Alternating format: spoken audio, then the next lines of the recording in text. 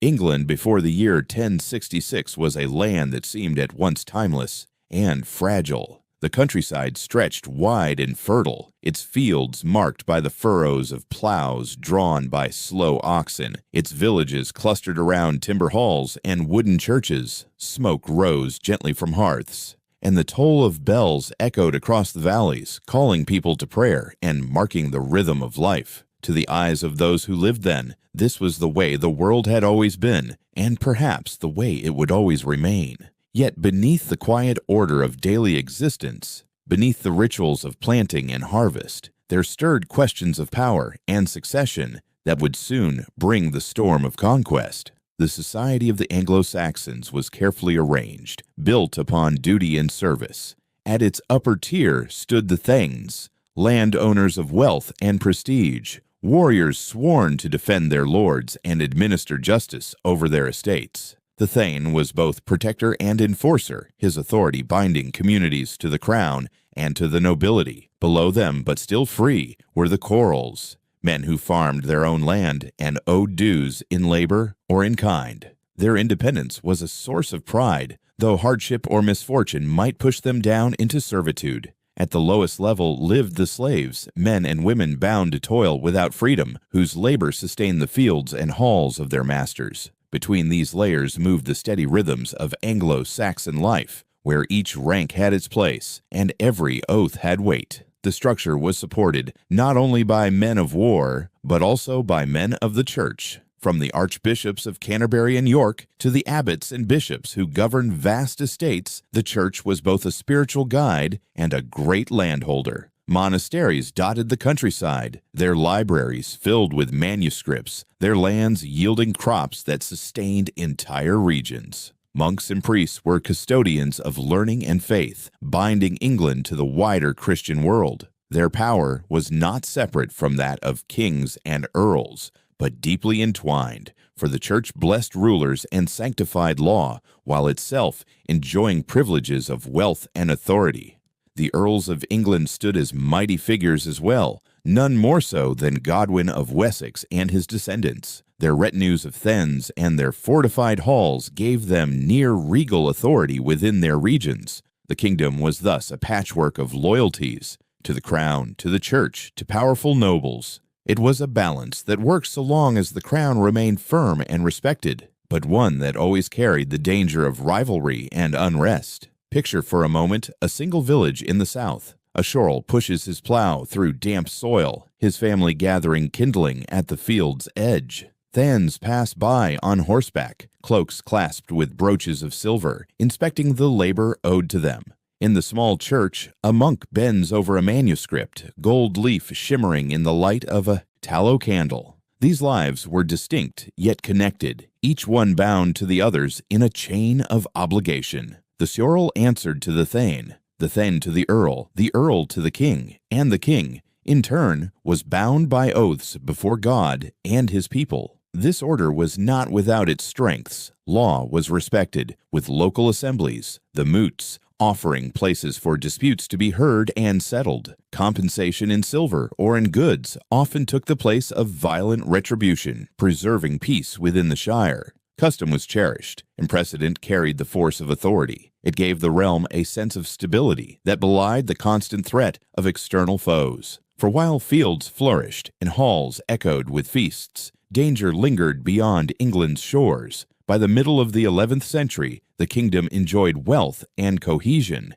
but it also faced uncertainty. King Edward, called the Confessor, held the crown yet left no clear heir. His reign brought both reform and tension, as Norman influences seeped into his court, raising questions among the Anglo-Saxon elite about what would come after him.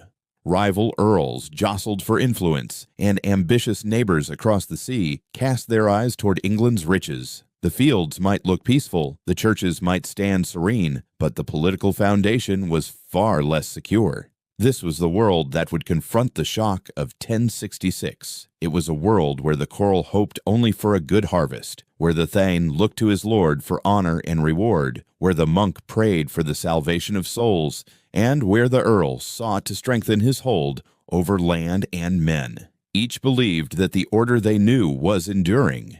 Each assumed that their society, shaped by centuries of Anglo-Saxon custom, would carry forward into the future. They could not yet imagine how swiftly the tide would turn, how completely conquest would reorder the very ground beneath their feet. The last days of Anglo-Saxon England were thus marked by a paradox, a society strong in tradition and wealth, yet fragile in its politics. Its institutions were old, but its succession was uncertain. Its culture was rich, but its defenses vulnerable to the ambition of men beyond the Channel. As Edward the Confessor's final days approached, the fate of the kingdom hung in a balance invisible to most of its people. The farmer bent over his field could not know that foreign banners would soon rise upon the coast. The monk in his scriptorium could not know that Norman law and language would one day reshape his work. The Thegan in his hall could not know that his descendants might serve lords from across the sea. In that moment, England was both complete and unfinished, secure and precarious. It was a land at peace, but standing unknowingly on the brink of transformation. The order of the Anglo-Saxons would not vanish without trace, but it would be tested, reshaped, and reimagined in ways they could scarcely foresee. To understand what came after, we must remember the world that came before, a world of oaths and ploughs, of halls and churches, of peace laced with uncertainty.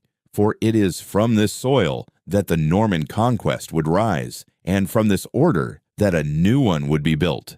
And if this story stirs your imagination, if you find meaning in tracing how ordinary lives were caught up in extraordinary change, there is much more to uncover. Each chapter of history holds not only the tale of rulers and battles, but also the quiet persistence of people whose world was altered forever. By continuing the journey, you step with them into the past to see how the old order gave way to the new. Yet beneath this surface of order and custom, the calm fields and echoing churches hid a growing uncertainty. The crown itself rested on fragile foundations, for Edward the Confessor was aging without an heir, and with each passing season, the question of succession grew more urgent. To the farmer behind his plough, the monk bent over his manuscript, or the Thetan feasting in his timber hall, life seemed steady and unchanging. But beyond their sight, forces were gathering that would soon sweep across the land. Ambitious claimants waited for the moment to strike, and across the narrow sea,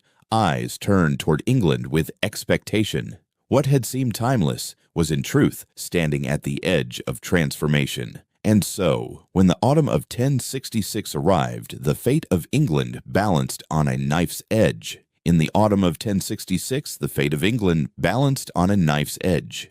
King Edward the Confessor had died without an heir, and the throne was contested by powerful claimants. Harold Godwinson, the mighty Earl of Wessex, was crowned king by the English nobility, a man of courage and experience in war. Yet across the Channel in Normandy, Duke William prepared a case not only of ambition, but of destiny. He claimed Edward had promised him the crown, and that Harold had sworn an oath to support him. To William, the English throne was his by right, and if not given freely, he would take it by force. The storm broke in October. Harold had already marched north to defeat a Norwegian invasion at Stamford Bridge, a victory that drained his strength and scattered his men. When William landed on the southern coast, his army of Norman knights, infantry, and archers moved with precision, erecting fortifications and gathering supplies. Harold raced southward, determined to meet the invader before he could dig in. Two hosts converged near the town of Hastings, and there, on a cold morning, England's destiny was sealed. The battle itself was long and brutal, a contest of endurance as much as courage. Harold's men fought from the high ground, forming a shield wall that withstood wave after wave of Norman assault. For hours, the outcome hung in the balance. Yet William's persistence, his use of cavalry, and the discipline of his ranks slowly wore down the defenders. By day's end, Harold had fallen, and his army was broken. William had triumphed, not merely as a conqueror in arms, but as a ruler who would reshape the very foundations of English society. In the days that followed, William advanced cautiously but steadily, moving toward London with both force and diplomacy. Many of England's nobles, faced with the collapse of Harold's cause, bent the knee and acknowledged the Norman Duke as their king. On Christmas Day of 1066, William was crowned in Westminster Abbey. The ceremony was solemn, the chants echoing beneath the vaulted roof. Yet outside the abbey, the Norman soldiers, uneasy amid a restless crowd, lit fires in fear of rebellion. It was a reminder that William's crown had been won by the sword, but must be secured by statesmanship. What followed was a transformation unlike anything England had seen. William declared that all land in the kingdom ultimately belonged to him, the king. Every acre, every manor, every village was his to grant or to reclaim. This was not a symbolic gesture, but the foundation of a new order. By placing himself at the apex of ownership, William bound the loyalty of his followers with the most precious resource of the age: land. Those who had fought for him at Hastings were rewarded with estates carved from the holdings of Anglo-Saxon nobles. Those who resisted found their lands seized and redistributed. It was a sweeping reorganization that turned conquest into governance. The Norman knights, once mere companions in arms, became barons and lords of newly granted domains. In return, they swore fealty to William, pledging military service and counsel whenever he demanded. Below them, layers of loyalty extended downward, creating a hierarchy that linked the smallest village to the crown itself. The old Anglo-Saxon aristocracy, once powerful and entrenched, was pushed aside, replaced by men who owed everything to the Norman king. William's declaration of land ownership was more than an act of control. It was a vision for permanence. By centralizing authority in the monarchy, he ensured that no earl or noble could rival him in power, as they had under the old system. The king became not just a figurehead, but the ultimate lord of the realm, the keystone of a carefully constructed arch. This was the seed of the feudal system in England, a system that would shape its politics, society, and law for generations. The imagery of this change was unmistakable. Castles began to rise across the landscape, motte and bailey strongholds that loomed over countryside and town alike. They were not merely military outposts, but symbols of Norman authority, reminders carved in stone that the land had new masters. Churches and monasteries, too, were reorganized, their leadership filled with men loyal to the crown and to the reforms of the wider church. Step by step, England was remade into a kingdom under Norman rule, with William as both conqueror and lawgiver. Yet even as William imposed this new order, he was careful to preserve certain Anglo-Saxon customs, weaving them into his system to give it legitimacy. The use of shires and hundreds, the assemblies of local justice, the respect for written record, all were adapted, not abolished. William understood that conquest alone could not hold England. It was the careful blending of the old with the new that gave his rule durability. The Domesday Survey that would come years later was the culmination of this vision, but its roots lay in the very moment he claimed all land as his own. Thus, the aftermath of Hastings was not simply the replacement of one king with another. It was the beginning of a profound transformation, one that touched every field and hall, every oath and title. The England that had seemed eternal in its Anglo-Saxon order now bent under a new design, one drawn from Norman experience and ambition. The land itself was the instrument of power, and William the Conqueror held it in his grasp. For the men and women of England, the change was swift and unmistakable. A Thane who once presided over his hall might find himself dispossessed, while a Norman knight rode past as the new lord. A village that had answered to an English earl now bent the knee to a foreign baron. The language of law and court began to shift, with Norman French layered over English tongue. To some, it was disorientation. To others, it was opportunity. For all, it was the beginning of a new chapter. In this moment, England entered a new age. The victory at Hastings had been a battle, but its legacy was the creation of a system where land and loyalty were bound together, where the crown sat above all, and where the echoes of conquest would resonate through centuries. William had crossed the Channel as a duke. He remained in England as a king, and with him came the blueprint of a realm that would never be the same again. Yet William knew that a crown won on the battlefield was only the beginning. The fires of Hastings had secured him the throne, but not the hearts of the people, nor the stability of the realm. England was vast, its population deeply rooted in Anglo-Saxon traditions, its nobles proud of their heritage, its villages bound by customs older than memory. To rule such a land required more than victory in arms. It required a framework that could turn conquest into permanence, a structure that could bind loyalty as tightly as it bound land. And so, in the months and years after Hastings, the true work of William began, the forging of a new social order. The conquest of England was only the beginning. William had claimed the crown and defeated Harold on the battlefield, yet the far greater challenge lay before him, the control of a vast and restless people. The Anglo-Saxon population outnumbered the Norman elite by many times, their customs deeply rooted, their loyalties bound to an order that had existed for centuries. A single victory could not erase these traditions, nor could castles alone secure obedience. To rule England, William would need more than arms. He would need a system that could bind the conquered land into the fabric of his authority. This was the moment when the Norman solution emerged. Drawing upon the structures long established in northern France, William imposed a model of governance that fused loyalty, land, and military obligation into one coherent framework. It was not invented anew on English soil, but transplanted, adapted, and reinforced with precision. At its core was a principle both stark and powerful. All land belonged to the king. From this foundation, every relationship of power flowed downward, like the branches of a great tree, each branch held in place by oaths and obligations that ultimately returned to the crown. For the Anglo-Saxon nobility, this was a revolution in status. Where once earls and thegns had exercised authority with relative independence, now they found their position altered. Many were stripped of their holdings, their lands granted to Norman companions who had proven their loyalty at Hastings.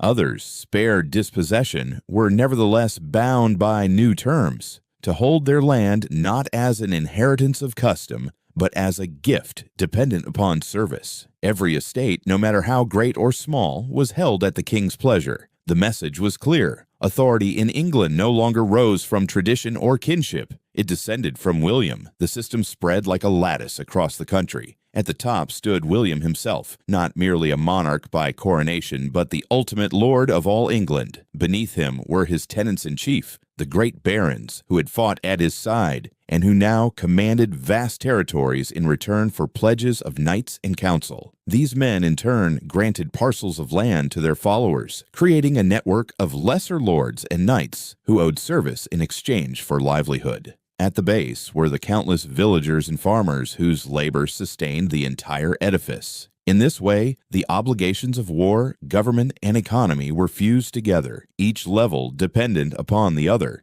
The genius of the system lay in its clarity. Loyalty was not abstract but contractual, expressed in ceremonies of homage, where vassals knelt before their lords, swearing faith and service. Land was not merely soil but the visible token of that bond. Military duty was not requested at random, but fixed by the terms of tenure. Each man knew his place and the obligations attached to it. It was a structure of order and discipline, designed not only to reward, but to control. To the Anglo-Saxon people, the change was at once disorienting and undeniable. The faces of authority shifted from familiar lords to foreign barons, their halls filled with Norman speech, their banners fluttering over newly built fortresses. Yet beneath the surface, the rhythms of daily life continued. Fields were plowed, churches held mass, markets bustled. William did not seek to erase the English world, but to harness it, binding its energy into a new pattern of rule. The shire courts still met. The laws were still spoken, but they now echoed within a framework that placed every man, from earl to farmer, under the shadow of the king's sovereignty. This was not governance by chance. It was governance by design. William understood that to hold England, he must give his followers reason to remain, and he must give the conquered reason to obey. By intertwining land with service, he ensured that every noble depended upon him for wealth and position. By demanding oaths of loyalty, he forged a chain of allegiance that linked the smallest manor to the throne.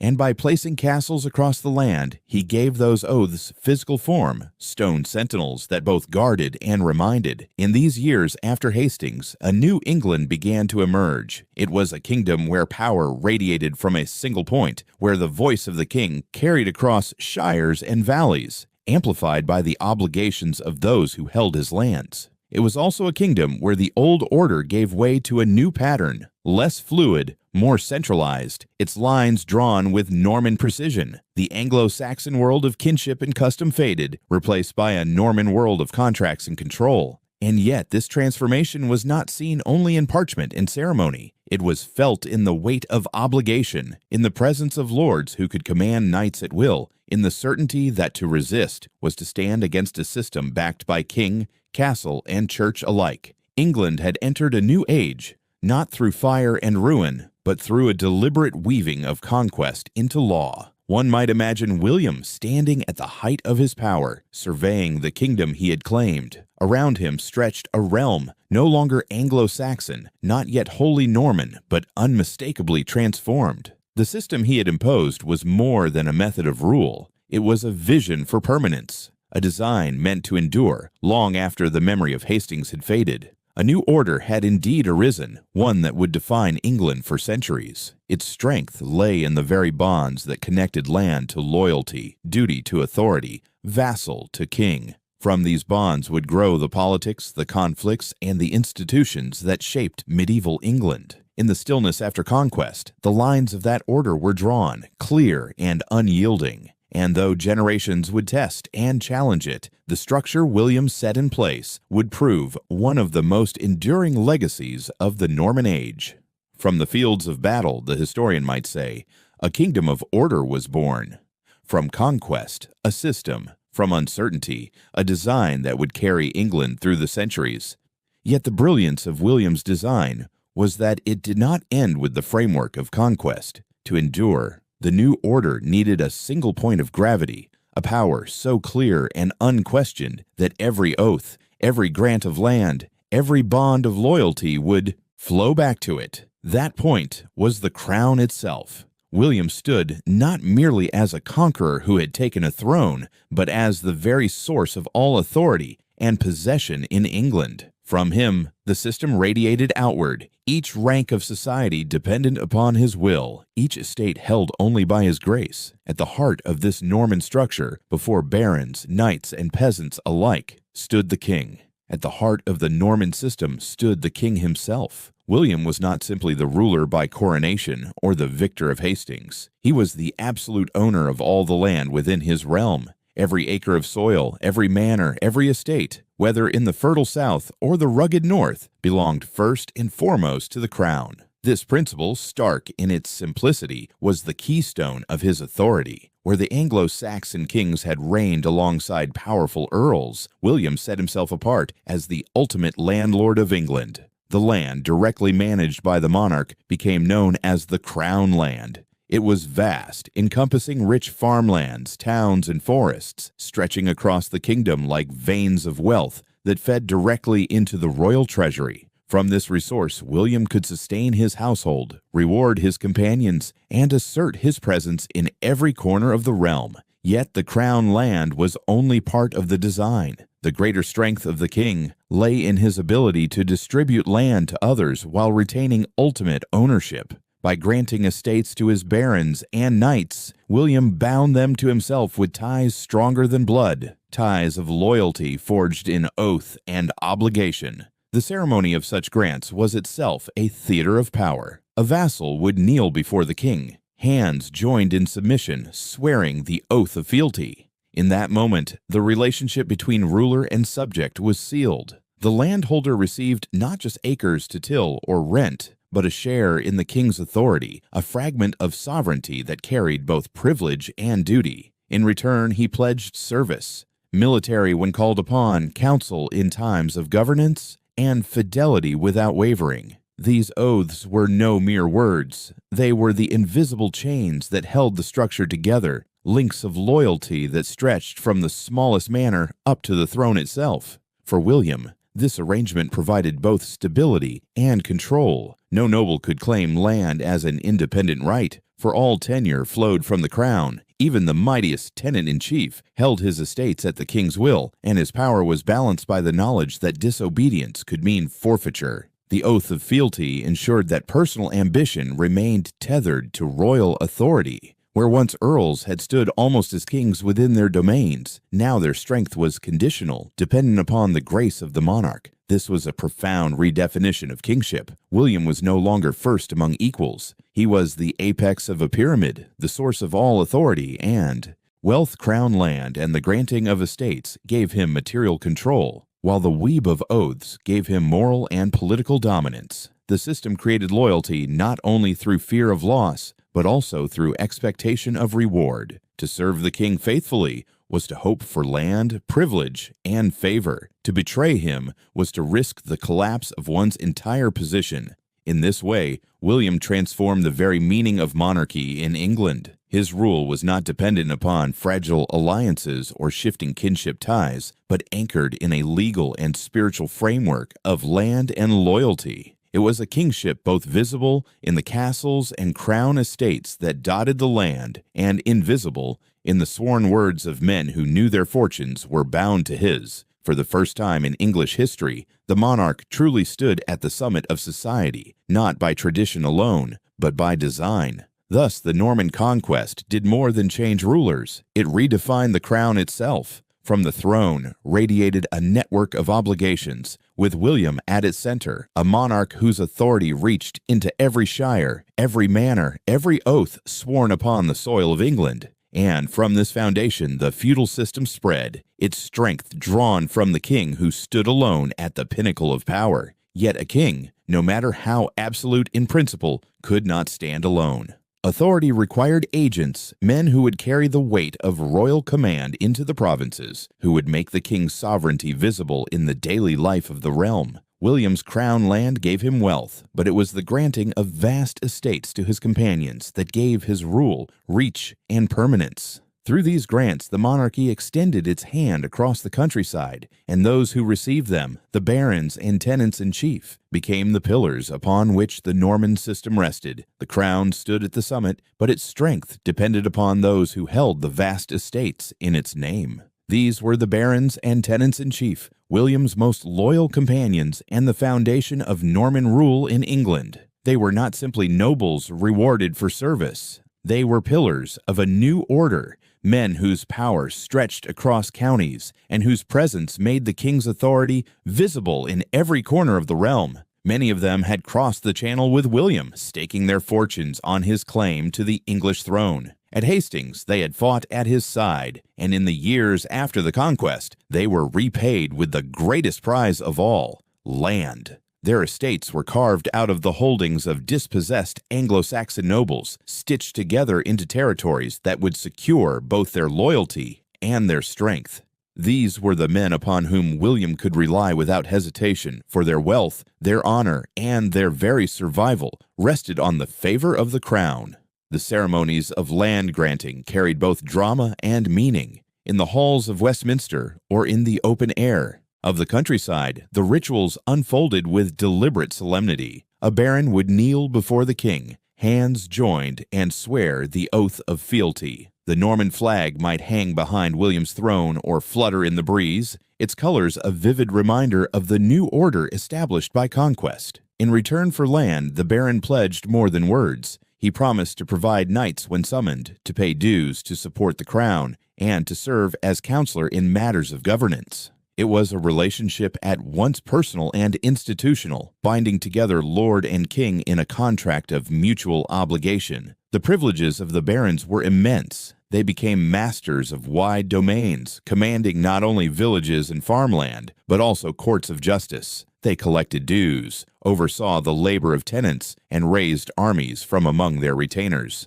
Their castles rose above the English landscape, visible symbols of their authority, at once defensive fortresses and statements of dominion, yet their power was always conditional. Unlike the independent earls of the Anglo-Saxon past, the barons of Norman England held their estates only through the grace of the king. Their grandeur was real, but it was tethered to the throne by the oaths that bound them. With privilege came duty. When the king called, they were obliged to muster knights and men-at-arms, ready to march in defense of the realm or in pursuit of the king's campaigns abroad. They contributed financially through feudal dues, payments that helped sustain the crown's needs, and they gathered in the king's councils, advising him on law, policy, and the administration of justice. This was no idle privilege. It was service woven into the fabric of their identity. To be a baron under William was to stand at the frontier of power, both benefactor and servant, exalted yet dependent. The presence of these lords transformed England's landscape. Their castles dotted the countryside, their banners flew over towns and roads, and their courts echoed with the judgments that upheld Norman authority. They were the intermediaries between the crown and the people, the visible embodiment of William's rule. Through them, the king's voice reached distant shires. Through them, loyalty was enforced and prosperity secured. Their authority was both feared and respected, for they carried the weight of the king's command and the promise of royal reward. And so the barons and tenants-in-chief became the living bridge between William's throne and the realm he had conquered. They were not merely followers, but architects of the new society, their fortunes intertwined with the fate of the monarchy itself. In their hands, the obligations of service, tribute, and counsel became the mechanisms of governance. In their castles, the Norman order was made tangible, and in their oaths, the invisible bonds of feudal loyalty were drawn tighter around the kingdom. Through these men, William's conquest was not only secured but institutionalized. Their loyalty, their service, and their dependence on the crown transformed victory into permanence. The Norman flag that had once flown at Hastings now waved above their halls and strongholds, an emblem not just of conquest, but of a New England taking shape. Yet the strength of this new aristocracy did not rest in castles and councils alone. Power had to be enforced, authority defended, and promises of loyalty carried out in arms. For every vast estate granted to a baron, there was need of men who would ride in his service, warriors who turned oaths into action. Beneath the tenants-in-chief stood the knights, the mounted backbone of Norman might, the sharp edge of a system that joined land to duty and duty to steel. Beneath the barons and great tenants-in-chief stood the knights, the very backbone of Norman military power and the essential link between landholding and service.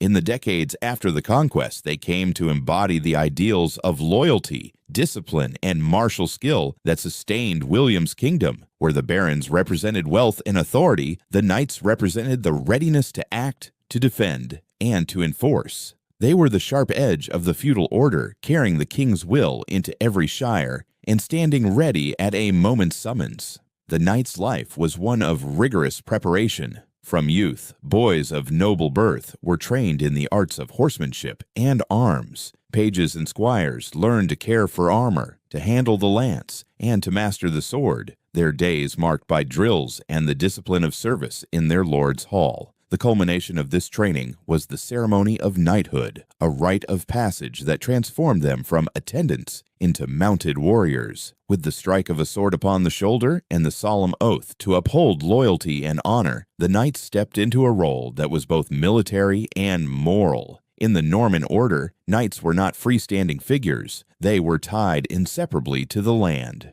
A knight's service was purchased with a grant of land, or with the income from land held by his lord. This was the essence of the feudal bond, land in exchange for service. The knight did not fight for coin alone, but for the security of his holding, for the sustenance of his household, and for the favor of his lord. His fields and tenants provided the resources to maintain his horse, his armor, and his retinue, ensuring that when called upon, he could ride to battle fully equipped. The castles rising across England were the stage upon which knights lived and trained. Within the stone walls, they drilled in formations, tested their strength in tournaments, and honed the skills that made them feared on the battlefield. Outside those walls, their presence was felt in the villages they oversaw, in the patrols that safeguarded the roads, and in the musters that answered the king's call. To the common people, the knight was both guardian and authority, at once distant in his arms and close in his oversight of the land. Knights also served a cultural role, embodying the Norman ideals of chivalry that would grow stronger in centuries to come. Though the full code of chivalry had yet to be articulated, its foundations were present: loyalty to lord and king, devotion to the church, and the expectation of courage in defense of realm and faith. These values gave the knight an identity beyond mere military service. He was a figure of order, of protection, and of continuity in a world reshaped by conquest, yet their power and prestige remained firmly bound by the feudal hierarchy. A knight might command respect in his locality, but his service was owed to the baron whose land he held, and through that baron, ultimately to the king.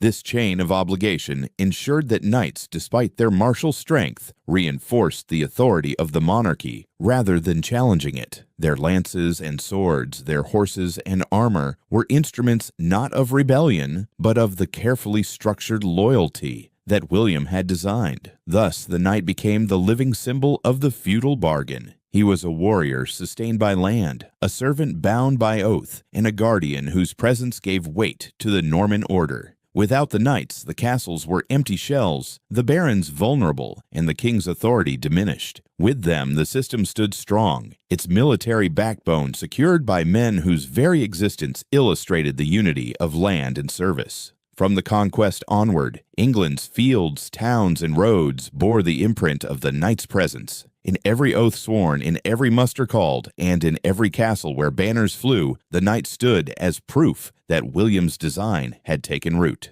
A new society was not merely imagined, it was lived out in the discipline of those who carried shield and lance, the armored guardians of the Norman realm. Yet swords and banners alone could not sustain a kingdom. Behind the shining armor of the knights and the stone walls of the castles lay a quieter force, unseen but indispensable. It was the labor of the common people, the peasants, the villeins, the bound tenants, who made possible the grandeur of the Norman order. While lords commanded and knights defended, it was these men and women who turned the soil, harvested the grain, and kept the lifeblood of the realm flowing. Without their toil, the entire edifice of feudal power would have stood empty. At the broad base of the Norman order stood the majority of England's people, the peasants and the bound tenants known as villeins or serfs. They were the silent force that sustained the entire structure, their labor in fields and villages providing the wealth that nourished barons, knights, and even the crown itself.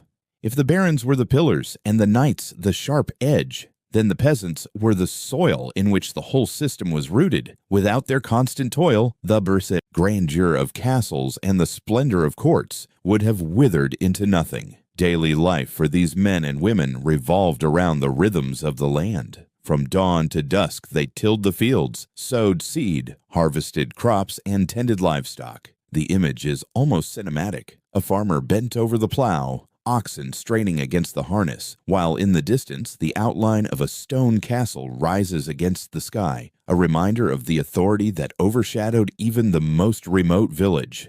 The hum of work was steady, the tasks unending, but through their efforts, England's lords found the sustenance and stability to maintain their rule. The villeins, unlike the free peasants, carried obligations that tied them firmly to their lords. They owed labor on the lord's domain, the land directly reserved for the baron's household. They could be called upon to build roads, repair fortifications, or gather timber when the need arose. Payments in produce or coin were also required, dues that passed upward to support the baron and, ultimately, the king. Their existence was not marked by freedom of choice, but by the duties laid upon them through custom and tenure. Yet, even those considered free peasants, men who held their own small plots, found their independence narrowing after the Norman Conquest. The demands of the new feudal system pressed upon them, and the line between freedom and villeinage grew thinner. What had once been flexible obligations hardened into clearly defined duties, written into the framework of tenure. A man might hold his land securely, but he could not ignore the authority of the baron, whose castle loomed above him. For many, life became a negotiation between necessity and subordination, between the wish for autonomy and the reality of dependence. Still, the relationship was not without reciprocity.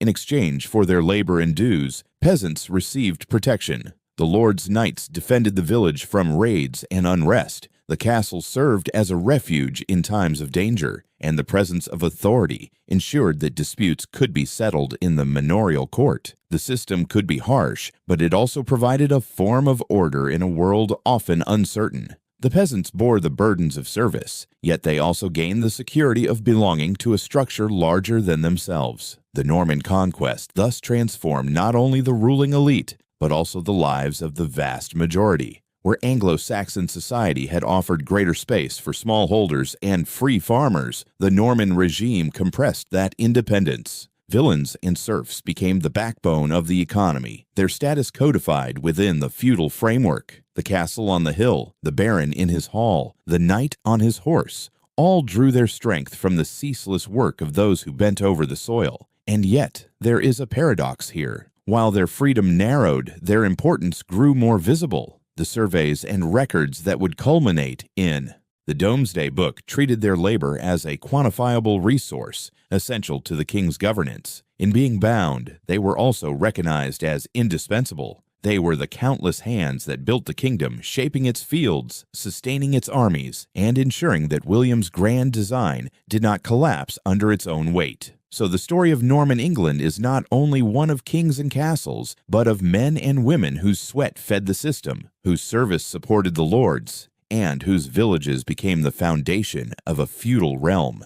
They lived in the shadow of power, yet without them that power could never have endured. In the long sweep of history, the peasants and villeins remind us that even the grandest orders rest upon the humblest of lives. And yet, even as the peasants bent over their fields and the barons ruled from their halls, William understood that labor and loyalty alone were not enough. To govern such a kingdom, he needed knowledge, complete, exact, and undeniable. Power rested not only on castles and oaths, but on the ability to see the realm in its entirety, its lands, its people, its wealth. Thus, 2 decades after Hastings, the king turned from conquest to record, commissioning a survey unlike any the world had seen. By the year 1086, 2 decades had passed since the Norman banners first rose over England. The conquest was no longer a single memory of Hastings, but a living reality, inscribed into castles, courts, and villages. Yet William the Conqueror, ever cautious and meticulous, knew that conquest must not only be enforced, but recorded. To rule a kingdom, he needed to know it, its lands, its wealth, its people. And so he commissioned one of the most extraordinary projects of the Middle Ages, the Domesday Survey. The task was vast in scope, stretching across shires, towns, and hamlets. Commissioners were dispatched throughout the land, carrying the king's authority and questions that probed into the very heart of every community. Who owned the land before the conquest? Who holds it now? How many hides of land? How many ploughs? How many oxen? How many villagers? What woodland? What meadow? What pasture? What mills? What fisheries? Nothing was too small to escape record. From the great estates of the barons to the humblest village, the inquiries dug deep, uncovering the wealth of the realm and placing it squarely under the king's gaze. The image is striking. Groups of royal clerks moving from place to place, accompanied by local jurors sworn to tell the truth, quills scratching across sheets of parchment made from animal skin. Villagers and lords alike stood before them, reciting details of land and labor, of livestock and dues. The sound of ink on vellum became the sound of authority, as centuries of tradition were translated into the language of record. The Domesday Book, as it came to be known, was not simply a list. It was a portrait of an entire kingdom, captured in words and numbers. To those who witnessed it, the survey felt absolute, even final. It was said that the judgments of Domesday were as inescapable as the Last Judgment itself, for nothing could be hidden from its record. Every field, every tenant, every piece of property was written down, binding the land to the authority of the king. What had once been held by custom or memory was now fixed in writing, beyond dispute. The Norman Conquest had begun with swords and castles, but it was consolidated by ink and parchment. The significance of this project cannot be overstated. By cataloging the realm, William established a foundation for taxation more efficient and comprehensive than England had ever known. No baron could understate his wealth. No village could conceal its obligations. The Domesday Book ensured that the flow of revenue into the crown's coffers was predictable and secure. It transformed the personal loyalty of feudal oaths into measurable resources, allowing the king to command not only service but wealth. Yet the Domesday Book was more than a tool of taxation. It was a symbol of order and permanence, a testament to William's vision of kingship. Where once power had been scattered, now it was centralized in the written word. The king's authority was not only felt in his presence or enforced by his knights, it was inscribed in a volume that lay in royal custody, a record that outlived the moment and the man. The book itself became an artifact of power, consulted, revered, and feared. One can imagine William, stern and deliberate, examining the completed survey. Before him lay not merely pages of figures, but the kingdom itself, reduced to an ordered whole. The Domesday Book was both map and mirror, a map that charted the resources of the land, and a mirror that reflected the reach of the monarchy. It captured England in a way no conqueror had done before, turning a conquered land into a kingdom counted, measured, and known. Thus, in 1086, William achieved something that few rulers of his age could even imagine. He transformed conquest into administration and uncertainty into knowledge. The Domesday Book was the final act of the conquest, not fought with swords but written with quills. It was a monument, not of stone but of parchment, one that endured long after William himself. And it served as a reminder that true power lies not only in the ability to command, but in the ability to record, to calculate, and to make the kingdom legible to the crown. Here, the chroniclers might say, the land was measured, the people counted, the wealth made plain. And in these pages, William's England was born. Yet the kingdom could not be ruled by record alone. Ink and parchment gave William knowledge, but survival required strength. The Domesday Book mapped the resources of England, but those resources had to be defended, guarded against rebellion within and threats without. And so, alongside the survey of land and wealth, the feudal system revealed its other face. A machine of war designed to summon knights and soldiers whenever the king's seal was shown. The Norman system was not built for ceremony alone. At its heart lay a practical and pressing need, the defense of the realm.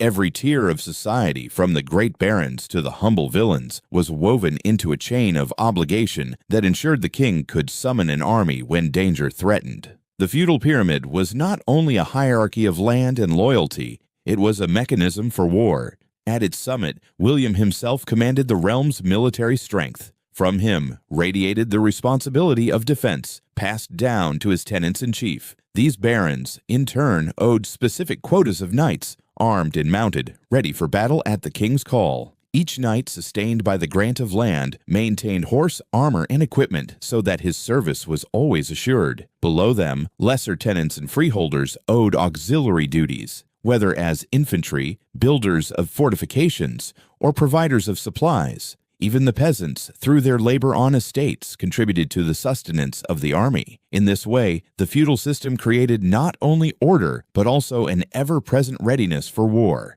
The summons itself was a spectacle of authority. Imagine the scene. A royal messenger bearing the king's seal arrives at the baron's hall. Trumpets sound and banners are unfurled. Knights ride forth, armor gleaming, lances upright, their war horses snorting in the morning air. From the villages come foot soldiers and provisions, carts loaded with grain and tools. The baron gathers his contingent, marching to join others in a swelling tide of men and horses. Soon the king's host stretches across the fields, a disciplined army bound together, not by mercenary coin alone, but by the oaths and obligations of the feudal chain. This system was tested in the years after the conquest. The north of England remained a troubled frontier, scarred by rebellion and wary of Norman rule. Across the border, the kings of Scotland eyed opportunities to strike, testing the defenses of William's new realm. In the west, the mountains of Wales offered refuge to resisting lords and warriors who challenged Norman encroachment. To meet these threats, William and his successors relied on the very structure they had imposed. Castles were built as bastions of control, but it was the mustering of knights and men-at-arms that carried Norman power outward to the marches and frontiers. Against Scotland, the display of force was often enough to impose caution. William led expeditions northward, asserting dominance and reminding the Scots that England's king was prepared to defend his claim with might. Along the Welsh border, the struggle was more enduring.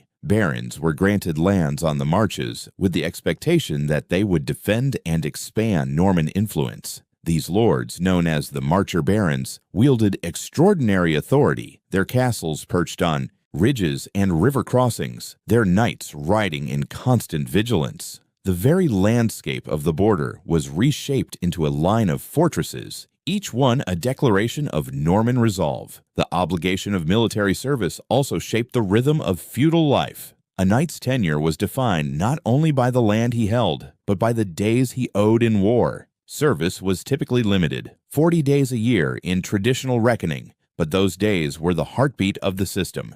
When the summons came, a knight could not refuse without risking his estate, his honor, and his standing in the hierarchy. The expectation of readiness kept the warrior class alert and disciplined, ensuring that England was never unprepared for conflict. Yet the reach of military obligation extended beyond mere defense. It gave the king the capacity to project power, to march into neighboring lands, and to assert influence across the channel. The feudal army was not permanent, but its existence meant that the monarchy held within its grasp the ability to raise force swiftly and decisively. The oath of fealty, sworn in ceremony, was proven in the field, where loyalty was tested by the hardships of campaign. In this way, the military obligations of feudal England were both practical and symbolic. They secured the kingdom against rebellion and invasion, but they also reinforced the very structure of society. Every man, from the highest baron to the humblest tenant,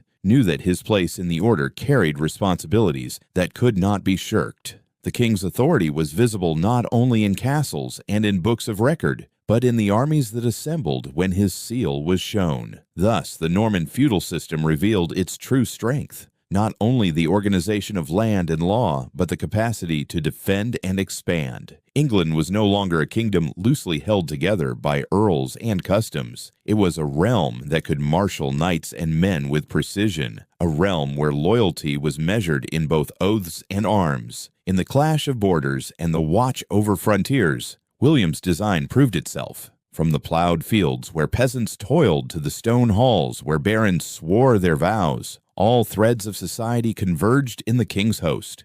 And when the banners rose and the knights rode out, England showed itself not merely as a conquered land, but as a kingdom defended, disciplined, and bound together by the obligations of feudal service. Yet even as swords and banners safeguarded the frontiers, William knew that no kingdom could endure by force of arms alone. Armies could defend his rule, but they could not sanctify it. For that, he turned to another pillar of power, one that commanded not with lances, but with prayers, not with castles alone, but with cathedrals. The church, vast in its lands and deep in its influence, became as essential to the Norman system as the barons and knights who rode beneath the king's banner. Among the great pillars of Norman rule, none stood taller than the church. It was not merely a guardian of souls, but one of the largest landholders in the realm, a power that straddled both the sacred and the worldly. When William reshaped England, he understood that castles and armies could secure obedience, but only the church could sanctify his authority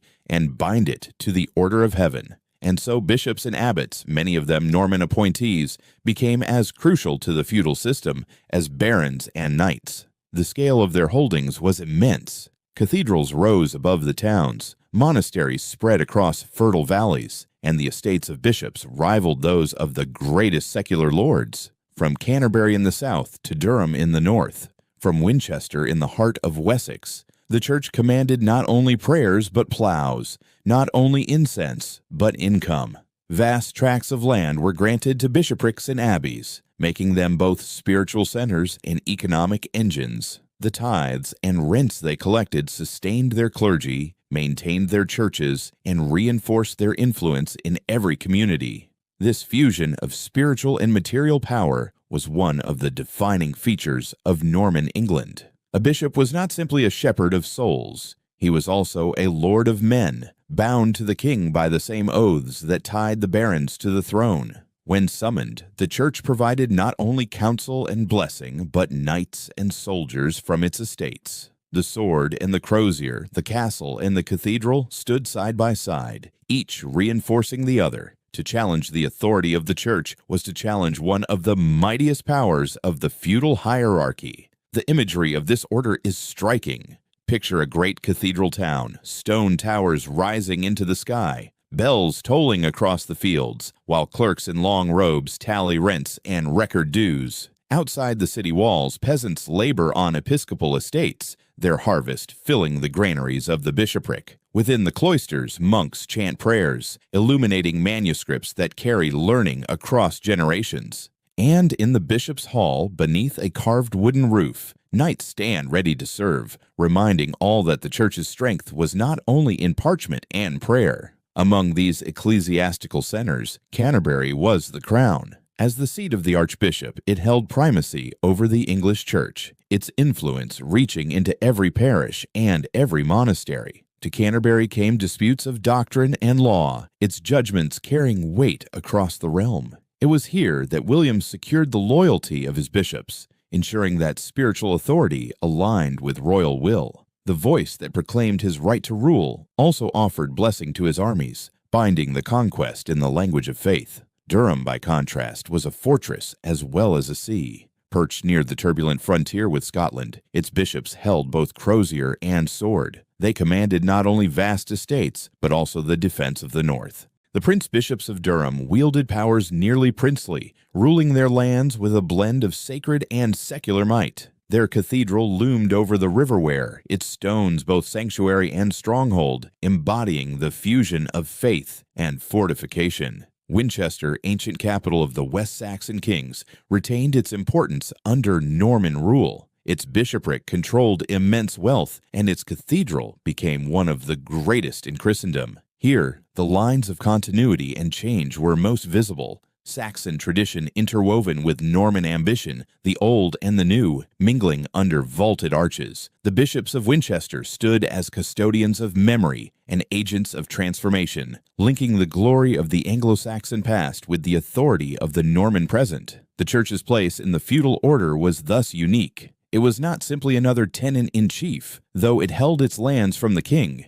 It was a partner in legitimacy, lending spiritual sanction to temporal power. Through councils and synods, through prayers and anointings, the church made Norman rule not only a matter of force, but of divine order, and through its estates and revenues, it made that order tangible, giving the monarchy resources as well as reverence. In this way, the feudal system was more than an arrangement of lords and knights. It was a tapestry that wove together castle and cathedral, plough and prayer. The church stood within it as both servant and master, servant of God, but master of land, servant of the king, but master of countless lives. Its role was double and inseparable, and in that duality lay its power. Thus, Norman England was bound not only by oaths of fealty and obligations of service, but by the solemn authority of the church. In Canterbury's vaulted halls, in Durham's fortified towers, in Winchester's soaring nave, the union of heaven and earth was proclaimed.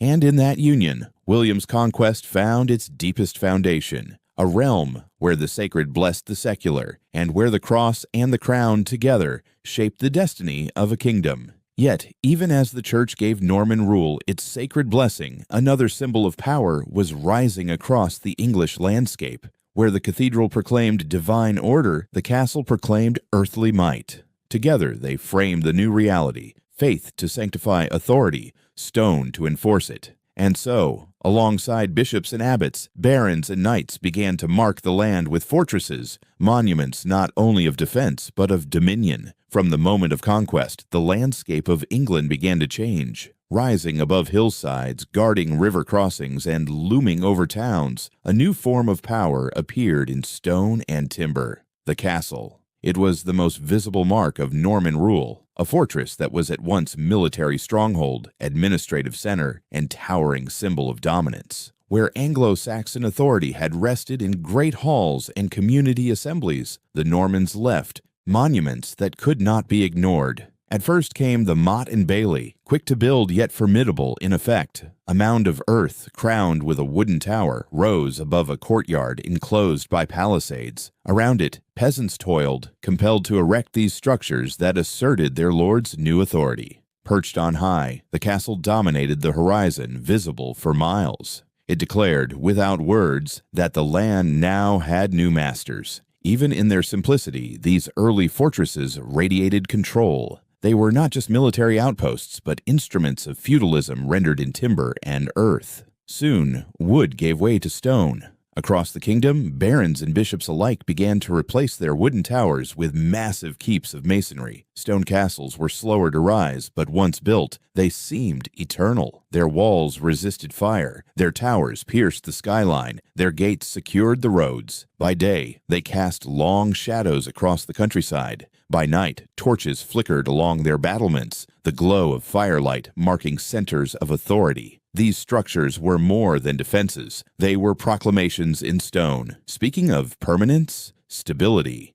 and the unyielding presence of Norman power. Cinematically, one might picture the scene: a castle silhouetted against the twilight sky, its keep rising like a mountain of stone, the banners of its lord fluttering in the wind. Below, the village lies quiet, smoke curling from thatched roofs, while from the battlements above, guards keep watch with lanterns. In the stillness, the castle stands as a silent enforcer, its very presence a reminder of obligation and control. For the peasant at his plough, for the merchant on the road, for the priest at prayer, the castle was inescapable, a daily emblem of feudal authority. The role of the castle reached far beyond its walls. It was the hub of administration where lords dispensed justice, collected dues, and held court. It was a refuge in times of strife, a storehouse of supplies, and a rallying point for knights and soldiers. Its towers not only watched the borders of estates, but also sent a message across generations. This land is claimed, guarded, and governed. The castle was, in essence, the feudal system made visible, a tool of feudalism in stone,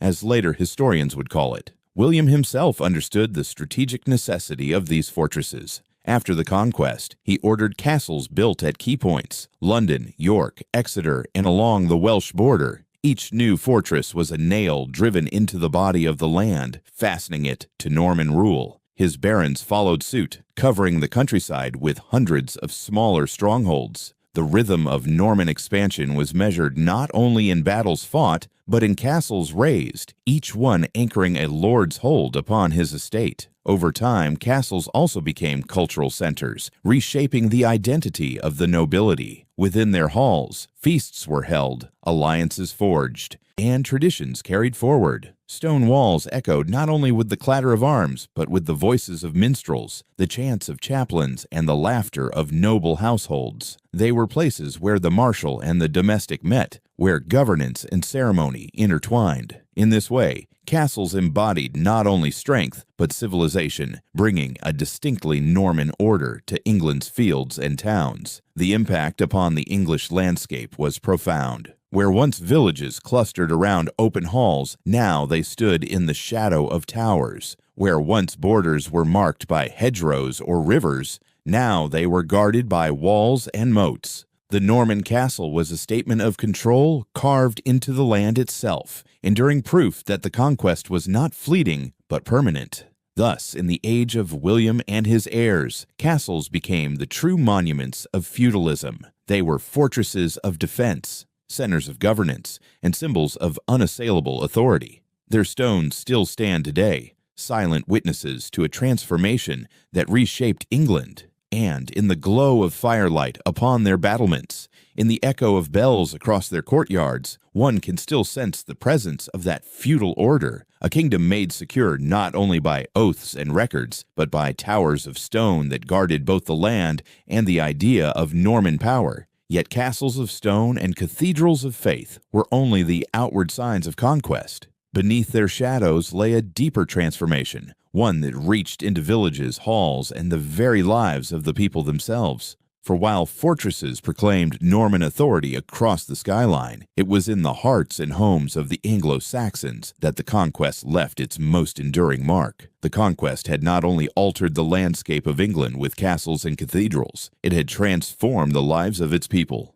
For the Anglo-Saxon population, the arrival of the Normans meant a profound shift in power, culture, and identity. A society once led by earls, thanes, and local lords now found its leaders displaced, their lands confiscated and redistributed to Norman barons, bishops, and knights. The dispossession was total. Centuries of lineage and local authority swept aside in a single generation. The Anglo-Saxon nobility, once the proud backbone of England's ruling class, saw their estates parceled out to William's companions. Those who resisted lost not only their lands but their place in the social hierarchy. In their stead rose Norman magnates whose loyalty was bound by oath to the crown. For the common folk working the fields, the change was immediate and tangible. The lord who had once spoken their tongue and shared their customs was gone, replaced by a foreign master whose banners, laws, and language were unfamiliar. The language of power itself shifted. Norman French became the speech of the court,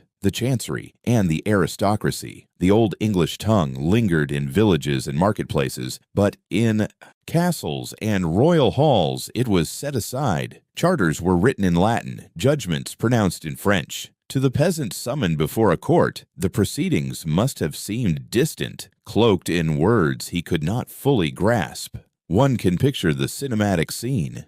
A crowded hall where villagers stand before a Norman judge, his clerks writing swiftly in Latin, his words pronounced in French, while the accused stares in silence, unable to comprehend the language of his own trial. This gulf in language was more than inconvenience. It was a symbol of exclusion. To speak French was to belong to the ruling class, to wield authority, to participate in the governance of the realm. To speak only English was to remain outside, confined to the world of toil and tradition. For generations, this linguistic divide would mark the boundary between conqueror and conquered, even as the two tongues slowly merged into what would become Middle English. Yet the transformation was not only linguistic. The customs of law, inheritance, and obligation changed as well. Anglo-Saxon traditions of communal decision-making, of open courts, and shared responsibility gave way to Norman forms more hierarchical and centralized. Where once justice was spoken in the language of the people, now it was handed down from lords who stood apart, fortified by stone walls and the prestige of royal favor. The sense of a shared community of freemen diminished, replaced by a rigid structure of feudal ties. For the ordinary Anglo-Saxon, life was reshaped in quiet but unrelenting ways. Fields still needed plowing, rent still needed paying, and the rhythm of the seasons endured. But the face of authority had changed, and with it, the sense of belonging. The village no longer looked toward a local thegn whose family had lived there for generations, but toward a distant baron, perhaps even absent, who governed through stewards and who answered not to the villagers but to the king.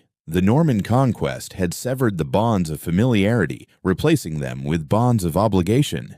And yet, the Anglo-Saxon spirit was not erased. Their tongue persisted in homes and fields. Their customs lingered in festivals and lore, and their quiet resilience underpinned the survival of the realm. Over time, English and Norman would blend, but in the decades after 1066, the sense of dislocation was stark. To live as an Anglo-Saxon in Norman England was to feel the ground shift beneath one's feet, the land once held by kin, now in the hands of strangers, the language of power, foreign to the ear, the structures of justice unfamiliar and unyielding. Thus, beneath the grandeur of Norman castles and the solemnity of cathedrals, a quieter drama unfolded. It was the story of a people navigating the loss of status, the imposition of new rulers, and the slow adaptation to a world where their voices carried less weight. The Anglo-Saxons remained the majority, yet their kingdom was no longer their own. They lived under a rule that spoke in another tongue, wrote in another script, and judged by another standard. And in that silent gap, in the courtroom where peasants did not understand the words, in the villages where Norman lords enforced new customs, lay the true cost of conquest.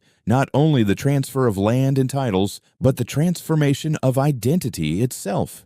Yet the transformation of England was not confined to its nobles or its courts. Beyond the lords who lost their lands, and the halls where French replaced English, the greatest weight of change fell upon the many who labored in silence. For it was in the villages, in the furrows of the fields, and under the shadow of rising castles that the Norman order pressed most heavily. And it was here, in the lives of peasants, that the conquest revealed both its harshest burdens and its most enduring protections. For the vast majority of England's people, the Norman conquest was not experienced in the halls of kings or in the battles of barons, but in the daily rhythm of labor and dues. The peasants, those who tilled the fields, mended the roads, and bore the burdens of the land, were the silent backbone of the feudal order. Their lives were shaped by obligations that bound them to their lords, a web of service and tribute that gave the system both its strength and its weight. To a peasant, the demands of this new order were constant and inescapable. Taxes had to be paid, not only in coin but often in kind, grain from the harvest, livestock from the pens, or ale from the casks. On certain days they were summoned for labor, carrying stones, digging earth, and raising timbers for the lord's castle. One might imagine the scene: peasants straining under the weight of stone blocks, sweat glistening as a fortress rises above them, while banners fly from half-built towers. Each wall laid was both their labor and their subjugation, a reminder that their hands were building not only a castle, but also the very symbol of their lord's authority. And yet, within this heavy framework, there existed a paradox. The same system that burdened them also protected them. Their lords provided defense against raiders and invaders. Their castles offered refuge in times of danger, and their place within the hierarchy gave them a form of security. Life was constrained, yet not entirely without certainty. In a world where lawlessness and violence could erupt on the borders or from rival claimants, the feudal bond offered stability. For the peasant, the system was at once chain and shield. It bound them tightly, but it also kept them safe. The sense of being restrained was undeniable. A peasant's life was circumscribed by duties owed to the manor. They could not ignore the call to labor, nor evade the dues that supported their lords. Their choices were few, their paths limited. The authority of the manor court reached into the smallest corners of their existence, from disputes over fields to questions of marriage and inheritance. The freedom to act as one pleased was rare, and the possibility of rising beyond one's station rarer still. In this sense, the feudal system pressed heavily upon the peasantry, shaping their lives as firmly as the plough turned the soil. But alongside this restriction came an enduring rhythm, a sense that life was ordered and sustained. The same dues that burdened them also guaranteed that their village was part of a greater whole. The same lord who demanded their labor also bore the responsibility of defending their land. The castle that loomed above them was both the mark of subjugation and the fortress that would shelter them when threats descended. It was a dual reality: hardship balanced by protection, obligation balanced by security. Daily existence reflected this tension. At dawn, peasants worked their own strips of land, coaxing crops from the soil to feed their families. By midday, they might be called to the domain, laboring on the lord's fields or repairing his fortifications. On feast days, they brought dues to the manor hall, watched by stewards who tallied their contributions. At the same time, they gathered for markets, festivals, and church services, moments when the community reminded itself that even within bonds, life retained joy and continuity. It was a world in which burdens and blessings were inseparable. The Norman Conquest deepened this sense of dependence. Where once Anglo-Saxon communities had more freedom in managing their local affairs, the new feudal obligations formalized and intensified their duties. The weight of labor service, the demands of taxation, and the authority of Norman lords made the peasantry feel the chains more keenly. Yet even then, many must have recognized that without such chains, there could be chaos. In the unpredictable turbulence of the 11th century, the certainty of knowing one's place, however modest, offered a strange form of comfort. So the peasants of Norman England lived in a paradoxical condition. They bore the burdens of a system that often felt harsh and unyielding, but they also enjoyed the protection of a structure that gave meaning to their toil. They were hemmed in by obligations, yet guarded by the very power those obligations sustained. The castle they built might cast a shadow over their fields, but in its shadow they found shelter. Thus the feudal system revealed itself not only as an apparatus of domination, but as a framework of survival. To the noble, it was a source of wealth and service. To the knight, it was the foundation of honor and duty. But to the peasant, it was both the weight on their shoulders and the roof above their heads. They may have felt the pull of the chain, yet they also knew the shelter of the shield. And in this delicate balance of restraint and security lay the endurance of Norman England itself. Yet the burdens of the peasantry were not felt only in the fields or in the labor demanded for castles. Their lives were also shaped in the courts of their lords, where questions of land, duty, and inheritance were settled. For if the feudal bond governed their work, it also governed the justice they received. And so, just as the plough bound them to the soil, the law bound them to the authority of lordship, a system where disputes were judged not by abstract codes, but by the presence and power of those who ruled. In the world of Norman England, law and justice were not abstract principles written in distant books, but living practices carried out in manorial courts and royal assemblies. Disputes arose daily, questions of who held a strip of land, who owed rent to whom, or who had trespassed upon a neighbor's pasture. The conquest had redistributed property on a massive scale, and with it came endless quarrels over ownership and obligation.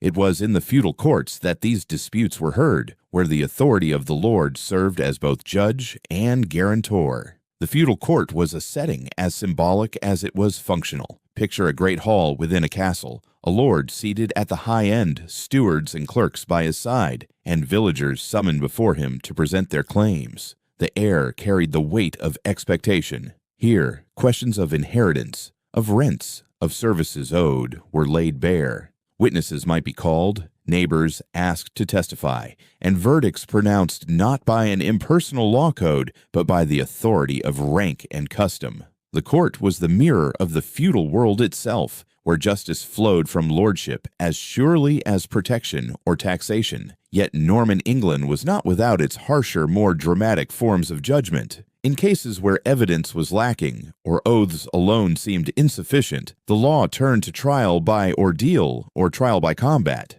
Trial by combat demanded that disputing parties settle their claim with arms. The outcome believed to reveal divine judgment. Two men would face each other, their skill and their fortune placed in God's hands. Trial by ordeal took other forms, plunging a hand into boiling water, carrying hot iron, or being cast into cold water. Ordeals where survival or healing was seen as proof of innocence. To modern eyes, these practices appear strange, even cruel, yet to the people of the 11th century, they carried the weight of sacred legitimacy. In a world where divine will was woven into daily life, such trials were seen as the ultimate test of truth. Still, alongside these rituals, a quieter transformation was underway. The Normans brought with them not only castles and feudal dues, but also a growing interest in regularized justice. The royal courts began to extend their reach, with itinerant justices carrying the king's law into the shires. Records were kept, precedents noted, and over time a more uniform body of law began to emerge.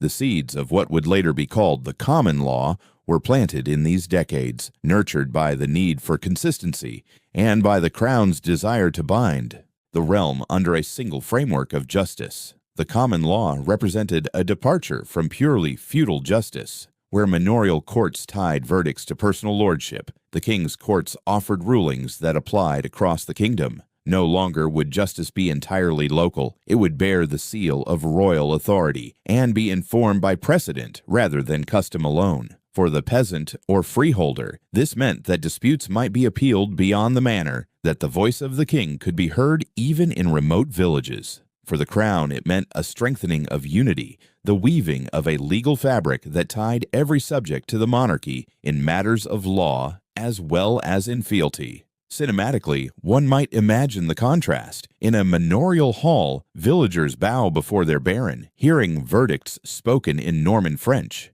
In a royal court, a clerk records judgments in Latin, preserving them for reference in cases yet to come.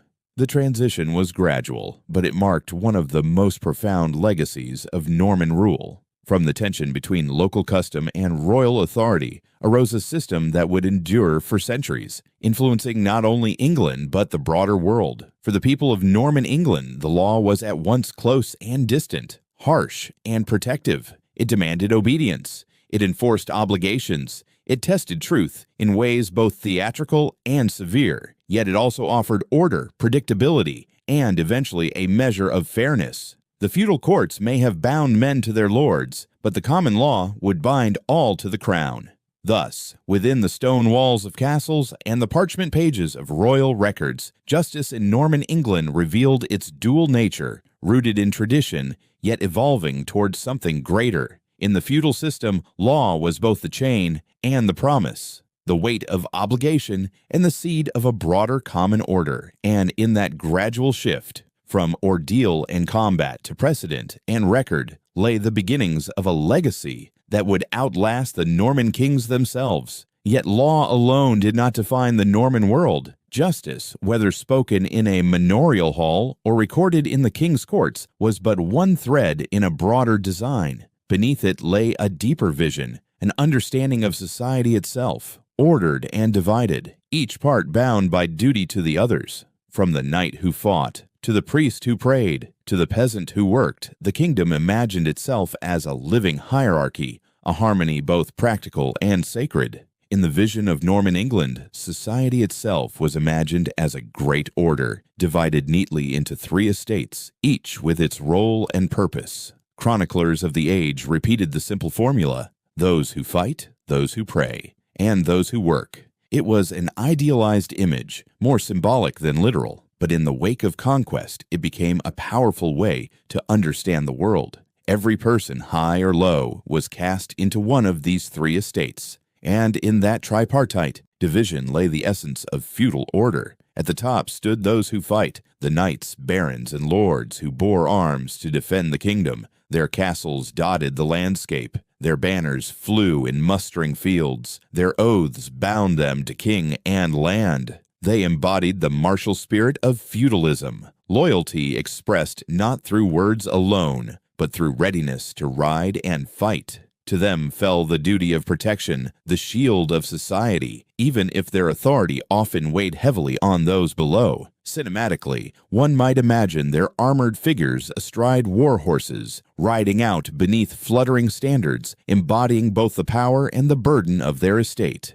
Beside them, in prestige, though separate in function, stood those who pray, the bishops, abbots, priests, and monks who carried the weight of spiritual life. Their cathedrals rose as counterpoints to castles. Their chants answered the clang of arms. Their manuscripts preserved memory while their prayers sanctified the realm. The clergy were more than keepers of faith. They were landholders, administrators, and counselors, woven into the fabric of governance itself. In Durham, Winchester, Canterbury, and beyond, their power was evident not only in stone and ritual, but in the hearts of communities. They provided meaning to the hardships of life, promising salvation beyond the toil of the fields and the hazards of war. Beneath both fighters and prayers stood those who work, the great mass of peasants, villeins, and laborers whose toil sustained the other 2 estates. Their lives were defined by service, by the harvest brought in from plough and scythe, by the dues carried into the manor hall. They rarely wielded weapons or sang in choirs, but their work kept both knight and priest alive.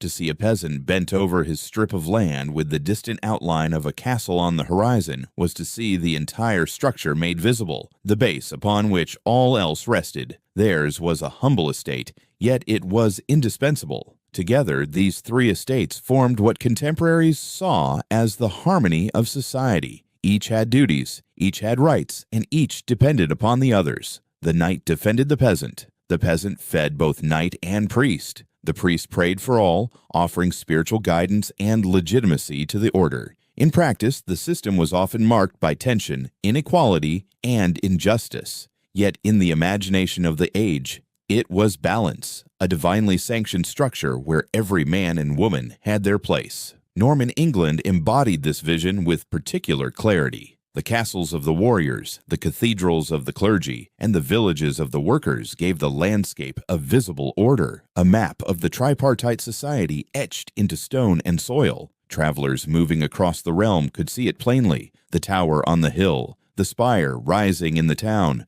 the ploughs cutting the fields. Each estate stood distinct, yet none could exist without the others. The kingdom itself seemed a living expression of the European feudal ideal. This division also reinforced identity. To be born into one estate was to inherit its burdens and its privileges. A knight's son was expected to train for arms, a peasant's son to take the plough, a cleric's son to seek the cloister. The rigidity of the system created continuity, tying generations to roles that gave shape to society. And though exceptions existed, ambitious men rising through the church, rare knights emerging from humble beginnings, the overarching image of three estates endured. Cinematically, one might picture the kingdom as a vast tapestry, threads of steel and stone for those who fight, threads of gold and incense for those who pray, and threads of earth and toil for those who work, each color distinct, yet woven into a single fabric that was England. The Normans had brought not only conquest and castles, but also a vision of order, a world view that placed every person within a larger design. Thus, Norman England stood as a mirror of medieval Europe itself, a kingdom where the feudal ideal was written across land and law, church and castle, plough and parchment. The tripartite division, fighters, prayers, and workers, was more than theory. It was the story of how society saw itself and how it endured. Yet the vision of Norman England as a society of fighters, prayers, and workers was not merely a description of life. It was a blueprint for rule. By defining each estate and binding them in duty, the Normans created more than harmony. They created stability. And from this imagined balance, William and his heirs moved to the greater task that lay before them, turning conquest into permanence, and a fragile victory into the enduring authority of a crown that stood above all. The Norman Conquest was not only a moment of triumph, but the beginning of a long process of consolidation. For William and his heirs, the challenge was not simply to win England, it was to hold it. Out of the uncertainty of invasion and rebellion, they forged a system that offered the crown a level of stability and central authority unmatched in earlier centuries. The feudal framework they imposed became more than a structure of landholding. It became the very engine of governance, a tool by which the monarchy could transform conquest into enduring rule. William understood that the strength of kingship lay not only in the sword, but in the careful binding of loyalty. Every grant of land, every oath of fealty, every castle rising on the landscape was part of a larger design to centralize authority in the crown while distributing responsibility through the hierarchy of barons, knights, and peasants. It was a balance of power and service, a system where no lord could claim independence, for all held their estates from the king. This principle, that all land derived from royal gift, was the foundation stone of Norman authority. It ensured that rebellion was not only an act of defiance, but an act of betrayal against the source of one's very position. The Domesday Book had already captured this vision in ink and parchment, making visible the king's hold over the land and its people. But beyond record-keeping, William's reign demonstrated the effectiveness of feudalism as a tool of central control. The king could summon knights not through endless negotiation, but through fixed obligations. He could levy dues with knowledge grounded in survey. He could call councils where bishops and barons gathered not as independent powers, but as tenants bound to their lord. The crown was no longer simply first among equals. It stood above the realm, the apex of the pyramid that held the kingdom together. This stability endured into the reigns of William's sons. Though rivalry and dispute marked the succession, the underlying system remained. William Rufus, stern and ambitious, relied on the feudal obligations of his tenants to secure his throne. Henry I, shrewd and deliberate, further refined the machinery of royal governance, strengthening the exchequer to collect revenue and expanding the reach of royal justices to enforce law. Both relied on the same principle their father had established, that the crown was the ultimate source of power, and the feudal system the means of projecting it across the land. To contemporaries, it must have seemed a revolution in kingship, where earlier monarchs had depended heavily on the goodwill of earls and the shifting tides of allegiance. The Norman kings bound their realm with oaths, castles, and written record. They had taken the chaos of conquest and channeled it into a structure that could endure. The monarchy no longer floated precariously on noble support. It anchored itself in the very soil of England, claimed, measured, and distributed through feudal tenure. Cinematically, one might imagine a council in the royal hall. William seated beneath the carved roof of Westminster, bishops and barons arrayed before him, knights in attendance, clerks recording proceedings. Every man present knows his land flows from the king's hand, Every word spoken is framed by the reality of obligation. The crown shines not only with symbols of majesty, but with the practical authority of a system that makes obedience part of daily life. Later historians would reflect on this moment as a turning point. The feudal system, though often harsh in its demands, was the most effective instrument of rule available in the Middle Ages. It gave structure to loyalty, clarity to obligation, and permanence to conquest. It allowed the monarchy to stand not as a fragile prize of war, but as the enduring center of a kingdom.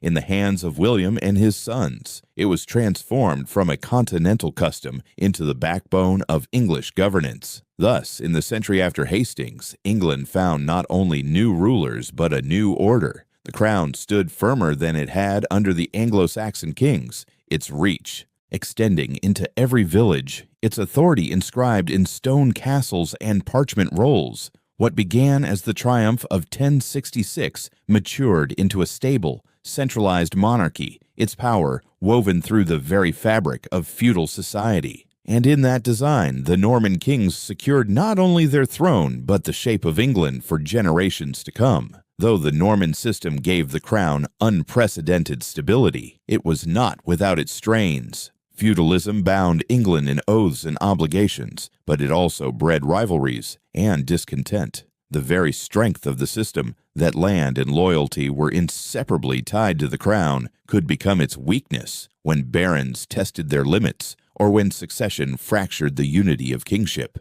The Norman achievement of centralized monarchy was real, yet it carried within it the seeds of conflict. The first fault line lay in the relationship between the king and his barons. William had ruled with a firm hand, keeping his magnates under watchful control, but his successors discovered how delicate that balance could be. The barons were powerful not only as landholders but as military lords, capable of raising armies from their tenants. Their castles, once instruments of royal policy, could quickly become centers of defiance. Loyalty was pledged in oaths, yet oaths could be strained when kings demanded more service, more dues, or sought to curtail a lord's autonomy. The same system that enabled the crown to project power gave the barons the means to resist it. Land was at the heart of many disputes. Feudal tenure created intricate webs of claim and counterclaim, inheritance and obligation. When a baron died, the crown expected relief payments before heirs could take possession, and disputes often arose over rightful succession. Royal attempts to tighten control sometimes provoked resentment, as did efforts to reclaim estates or redistribute lands to loyal supporters. In this way, the glue of feudal loyalty could also become the spark of baronial rebellion. These tensions reached a breaking point during the 12th century, most famously in the conflict known as the Anarchy. When King Henry I died in 1135, his designated heir was his daughter, Matilda. But Stephen of Blois, her cousin, seized the throne, sparking nearly 2 decades of civil war. Barons chose sides, castles became bastions of rival claims, and the kingdom fractured into warring factions. The countryside endured years of instability as feudal bonds, once designed to ensure unity, instead fueled division. Chroniclers wrote of a land where God and his saints slept. So great was the disorder. The anarchy revealed the limits of the Norman system. When the crown itself was contested, the feudal structure magnified chaos rather than restraining it. The experience of civil war underscored the need for reform. A system built purely on personal bonds and scattered obligations could not, on its own, guarantee stability. The monarchy began to seek other means of asserting authority, more regular systems of justice, more predictable forms of taxation. Henry II, when he came to power after Stephen, recognized this reality. He expanded royal courts, refined the exchequer, and laid the groundwork for legal reforms that went beyond feudal custom. These steps did not abolish feudalism but reshaped it, knitting the realm together through institutions that endured even when personal loyalties faltered. Cinematically, one can picture the contrast. Under William, the kingdom is a pyramid firmly anchored, the king at its peak, barons at its base. Under Stephen, that pyramid cracks, fissures spreading as rival lords fortify their castles, raising banners of defiance. Smoke rises from contested lands while peasants toil uncertainly, unsure whose authority will prevail. In the aftermath, Henry II emerges not with a new sword, but with new institutions: courts, sheriffs, exchequer rolls, tools of governance that reach deeper than feudal ties alone. The Norman system had proven itself the most effective instrument of rule in its day, but it could not be static. Its reliance on loyalty and land was powerful yet fragile, especially in moments of dynastic crisis. Out of those limitations came the drive toward reform, the search for structures that could stabilize the kingdom beyond the shifting loyalties of barons. Thus, the very cracks in the feudal order became the starting points of evolution, pushing England toward a monarchy that was not only feudal, but increasingly legal and administrative. In this tension between strength and weakness, between loyalty and rebellion, the history of Norman feudalism reveals its dual nature. It was both chain and glue, both stabilizer and disruptor. When kings were strong, it held the kingdom firm. When succession faltered, it splintered the realm.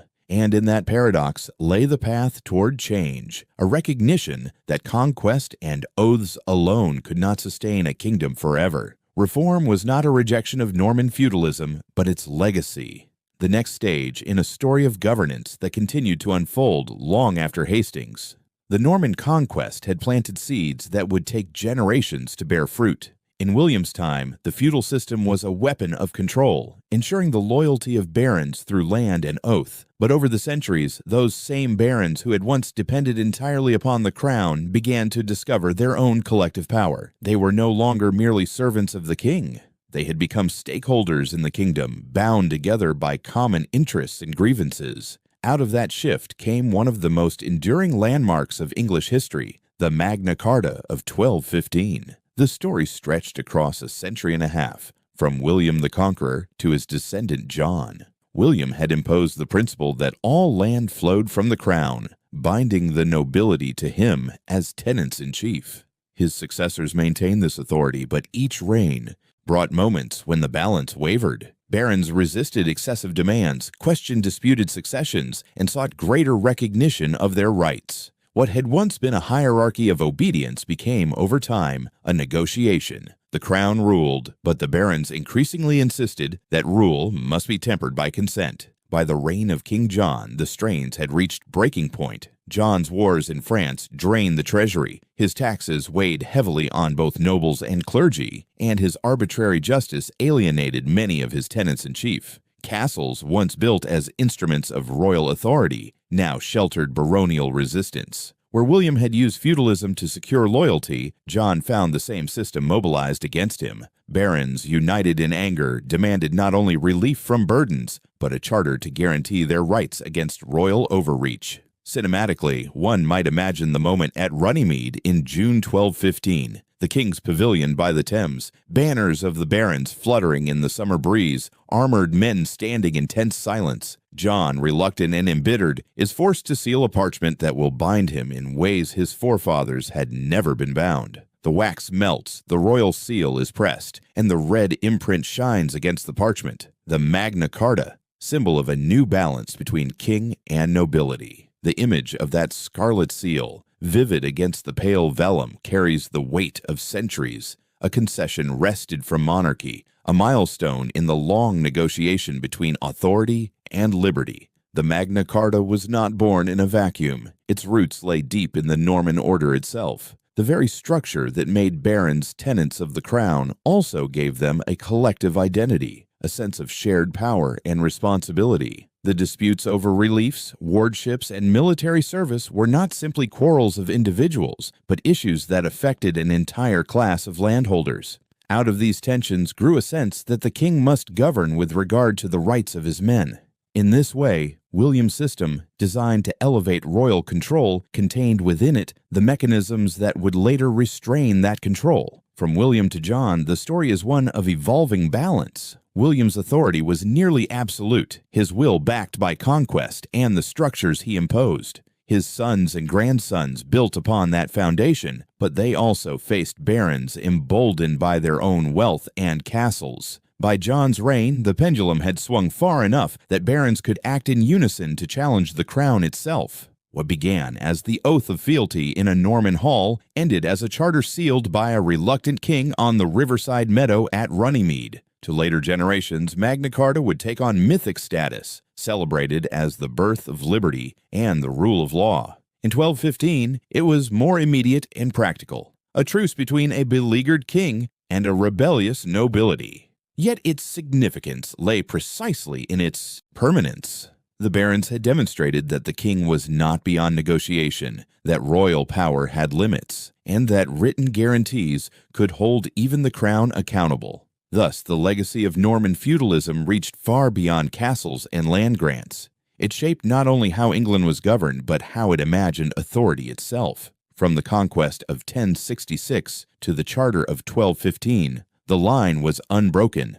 A system that began with domination evolved into dialogue, and the chain of loyalty forged at Hastings became the framework within which liberty itself would grow. And so, in the glow of the red wax seal pressed onto parchment, one sees both continuity and change, the enduring mark of Norman authority and the dawning of a new idea, that even kings must answer to law. The legacy of Norman feudalism reached far beyond the reigns of William and his immediate heirs. It became part of the very architecture of England's political, social, and legal identity, shaping the kingdom in ways that endured for centuries. What had begun as a framework imposed by conquerors transformed into the foundation upon which English governance and culture rested. From castles and courts to language and law, the echoes of 1066 could still be heard long after the Normans themselves had merged into the fabric of the nation they had conquered. Politically, the feudal pyramid remained the structure through which power flowed. The king stood at its summit, barons and knights beneath him, and peasants forming the vast base. Though the balance between crown and nobility shifted across the generations, sometimes tilting toward royal dominance, sometimes toward baronial influence, the model itself endured. It offered kings both the means to project authority and the constraints that came with shared power.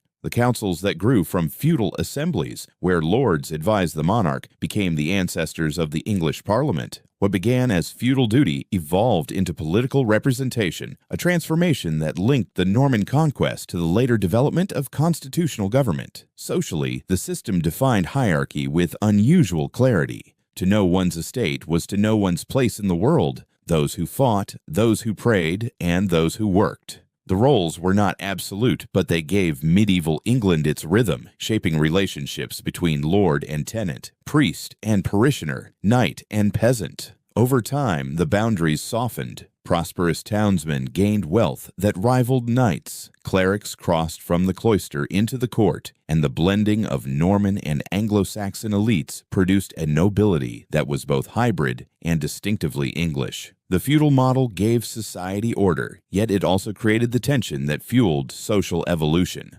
Culturally, the impact of the Normans was profound. Their language, Norman French, became the tongue of court, law, and literature, while Anglo-Saxon speech remained in the fields and markets. For centuries, England was a bilingual kingdom, its aristocracy speaking French, its commoners speaking English. Out of that tension grew a fusion. Middle English, a language enriched by French vocabulary and Latin expression, but rooted in Anglo-Saxon grammar and rhythm. The same fusion occurred in architecture, as Romanesque arches of Norman churches blended with older traditions, and in art, where continental motifs mingled with English styles. The result was not a replacement of one culture by another, but a weaving together, producing something new and enduring. Legally, feudalism laid the foundation for institutions that outlasted its strict obligations. The royal courts, which began as instruments to enforce feudal duties, developed into a system of common law, uniting the realm under a consistent framework of justice. The exchequer, originally devised to manage feudal revenues, became the backbone of English finance.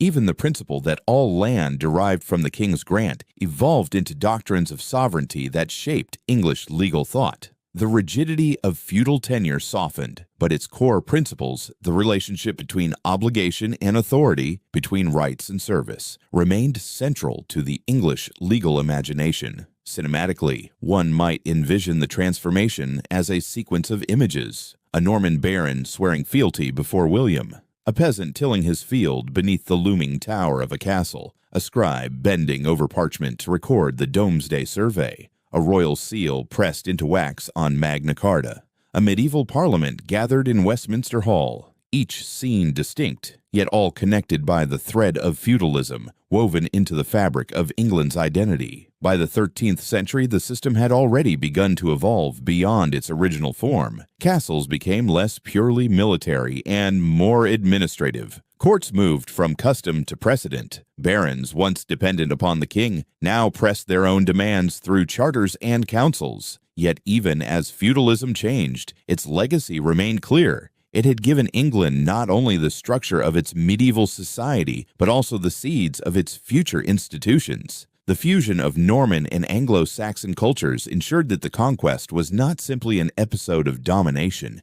but a process of transformation. Over time, the conquerors and the conquered became one people, their languages and traditions blended, their loyalties shared. From this synthesis emerged a kingdom both stable and dynamic, a society capable of sustaining continuity while also adapting to change. Thus, the story of Norman feudalism is not merely one of conquest and control, but of inheritance and evolution. It is the tale of how England, through a system of oaths and obligations, found order in the aftermath of invasion. And it is the tale of how that same system, in its very limitations, pushed the kingdom toward reform, dialogue, and the beginnings of constitutional liberty. The closing image is one of reflection, a parchment bearing a king's seal, a castle lit by torches against the night, a plowman bending to the earth beneath the shadow of stone. From those images, one truth emerges. From bonds of loyalty and land, a New England was born, firm in its foundations, yet carrying within it the seeds of change.